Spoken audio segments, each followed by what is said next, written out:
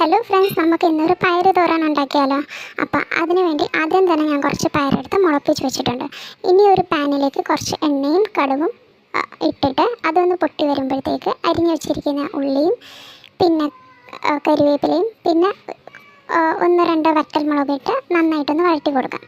അതൊന്ന് വരണ്ട് വരുമ്പോഴത്തേക്ക് ആ മുളപ്പിച്ച് വെച്ചിരിക്കുന്ന പയർ കൂടി അതിലോട്ട് ഇട്ടിട്ട് ഒന്ന് മിക്സ് ചെയ്ത് കൊടുക്കാം.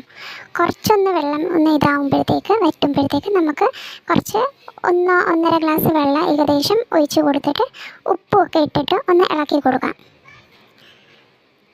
ഇനി അതിന് ശേഷം നമുക്ക് കുറച്ച് മഞ്ഞൾപ്പൊടി ഇട്ടിട്ട് ഒന്ന് ഇളക്കി വെച്ചിട്ട് നമുക്കിനി ഒന്ന് ഒരു 10-15 മിനിറ്റ് വരെ ഒന്ന് വേവിട്ടതെന്ന് അതൊന്ന് നന്നായിട്ട് വേവുന്ന വരെ നമുക്കൊന്ന് ഇതിലേക്ക് തോരന് വേണ്ടിയിട്ടുള്ള അരപ്പ് നമുക്കൊന്ന് ചതച്ചെടുക്കാം.